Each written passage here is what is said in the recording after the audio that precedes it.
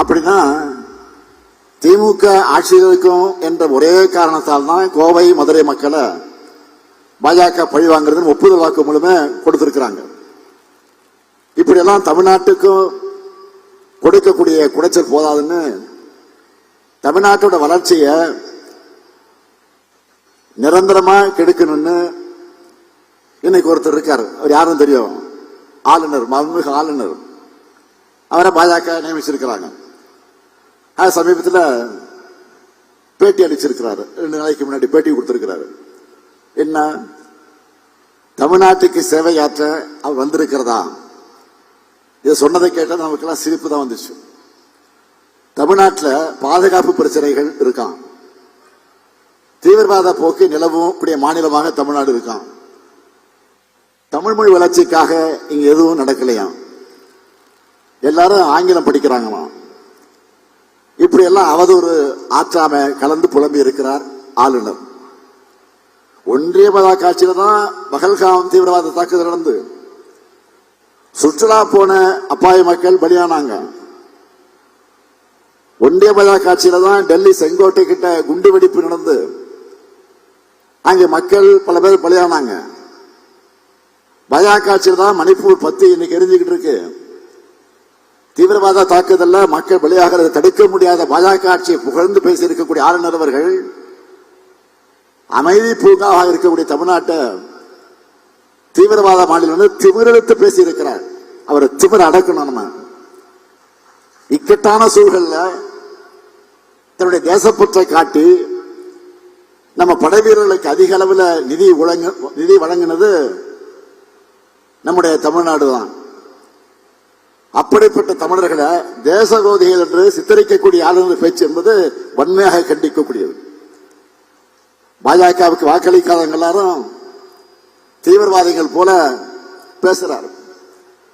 அவர் வகிக்கிற அரசியல் சாசன பொறுப்புக்கு துளியும் பொருத்தமற்ற தகுதியற்ற தரக்குறைவான பேச்சு இது. எங்க பசங்க உலக வாய்ப்புகளுக்காக ஆங்கிலம் படிக்கிறாங்க. அதுல உங்களுக்கு என்ன பிரச்சனை? உங்களுக்கு எங்க ஏறியுது? இன்னும் டபுள் மடங்கு ஆர்வமா நாங்கள் ஆங்கிலம் படிக்க தயாரா இருக்கோம். இந்தியா முழுக்க இந்தி பேசாத மாநில மொழிகள் இன்னைக்கு உயிர் போட இருக்காங்கன்னா அதுக்கு காரணமே தமிழ்நாடு உயிரை கொடுத்து மொழி போரில் ஈடுபட்டதுதான். தமிழ் மொழி பற்றி தமிழ்நாட்டுக்கு நீங்க வகுப்பெடுக்க வேண்டாம். அந்த பாடத்துல PhD வாங்கினவங்க நாங்க. சட்டமன்றத்தில் எல்லா கட்சி உறுப்பினர்களும் கலைஞர் பேர்ல கும்பகோணத்தில் பல்கலைக்கழகம் அமைக்கணும்னு கோரிக்கை வச்சு அதுக்காக மசோதாவை நிறைவேற்றி அனுப்பிச்சா அதற்கு அனுமதி கொடுக்காம 3 மாசம் கிடப்புல போட்டுட்டு குடியரசுத் தலைவருக்கு அனுப்பினார். நான் கேட்கிறேன், குடியரசுத் தலைவருக்கு அனுப்பி வைக்கிற அளவுக்கு அதுல என்ன அரசியலமைப்பு சட்ட பிரச்சனை இருக்கு? அவர் கிடப்புல போட்டதை மறைக்க குடியரசுத் தலைவர் மேல பழிய போட்டு தப்பிக்க பார்க்கிறார். கலைஞர் பேர் வைக்க கூடாதுன்னு மாணவருடைய நலன், அதுல விளையாடுறது என்ன நியாயம்? மக்களாட்சியை மதிச்சு இதுக்கான உரிய அனுமதியை விரைவில் கொடுப்பாரு நாங்க நம்புறோம். இல்லைன்னா தமிழ்நாட்டை சேர்ந்த நாடாளுமன்ற உறுப்பினர்கள் குடியரசுத் தலைவரை நேரில் சந்திச்சு கோரிக்கை வைப்பாங்க. ஏன் விரைவில் நாடாளுமன்றம் கூட இருக்கிறது, அந்த நாடாளுமன்றத்தில் குரல் எழுப்புவாங்க. ஆனா ஒண்ணு, ஆளுநர் ரவி அவர்களை நீங்க இப்படித்தான் தொடர்ந்து பேசணும். உங்களுடைய தமிழ் வெறுப்பை தொடர்ந்து வெளிப்படுத்தணும். நீங்க பேசத்தான் எங்களுடைய வேலையும் ஈஸியாகும்.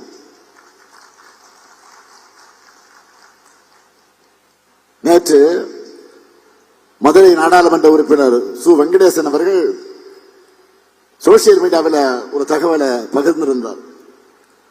2024-25 இந்த ஆண்டுல புதிய வழித்தடத்துக்கு ரயில்வே துறையால 31,458 கோடி ரூபாய் ஒதுக்கப்பட்டிருக்கு. அதுல நம்ம தெற்கு ரயில்வேக்கு வெறும் 301 கோடி தான் ஒதுக்கி இருக்காங்க. அதாவது ஒரே 1%. ஒவ்வொரு முறையும் நம்ம மாண்புமிகு பிரதமர்களை நான் சந்திக்கும் போதும் மறக்காம நான் வைக்கிற முக்கியமான கோரிக்கை, தமிழ்நாட்டு மக்கள் ஆவலோடு எதிர்பார்க்கிற புதிய ரயில் திட்டங்களை நிறைவேற்றணும் என்பதுதான். ஆனா அதுக்கு அவங்க எடுத்திருக்கக்கூடிய நடவடிக்கை என்ன? இந்த 1% நிதி ஒதுக்கீடு தான். இதுக்கு என்ன அர்த்தம்? வரி வசூலிக்கப்பட மட்டும் தமிழ்நாடு, நிதி ஒதுக்கீடுல அவங்களுக்கு பட்டநாமம் போடுகிறது பாஜகவுடைய ஆட்சி. இதிலிருந்து பாஜக நமக்கு சொல்லாம சொல்லுகிற மெசேஜ் என்ன? அரசியல் லாபங்களுக்காக பொதுமக்களை பழிவாங்கும் இந்த அற்ப அரசியலை தான் தமிழ்நாட்டில் பாஜகவுக்கு தொடர் தோல்வியை தந்துட்டு இருக்கு. முதுகெலும்பை இழந்து கர்ச்சிஃபில் முகத்தை மூடிட்டு சுத்துகிற பழனிசாமி அவர்களின் துரோக அரசியல் தான் அவருக்கு 10 தோல்வி பழனிசாமி என்ற பட்ட பேரை பெற்றிருக்கு. மக்கள் மீதான எங்கள் உண்மையான அக்கறையும் மாநில உரிமைகளுக்கான போராட்டமும் தான் எங்களுக்கு தொடர் வெற்றியை தந்து வருது. கொடுத்த வாக்குறுதிகள் எல்லாம் நிறைவேற்றுறோம். அது ஒன்றிய அரசு கொடுக்கிற தொல்லைகள், செயற்கை பேரிடர்கள், அதையே மீறி நிறைவேற்றுறோம்.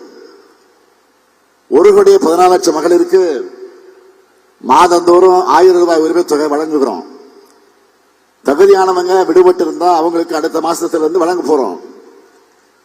அடுத்து அமைய போகிற திராவிட மாடல் ஆட்சி தான் இந்த சாதனை சரித்திரத்தை தொடரத்தான் போகுது. உங்க எங்களுடைய கோரிக்கைகளையும் வேண்டுகோளையும் நான் நிச்சயம் செஞ்சு கொடுப்பேன். உங்களுக்கு ஒரு கவலையும் வேண்டாம். மக்களுக்கும் கழக அரசுக்குமான பாச பிணைப்பை பார்த்து அதை கெடுக்க சதி செய்கிறாங்க. சிறப்பு தீவிர வாக்காளர் பட்டியல் அந்த திருத்தத்தின் மூலமாக மக்களுடைய வாக்குரிமையை பறிக்கலாம்னு பார்க்கிறாங்க.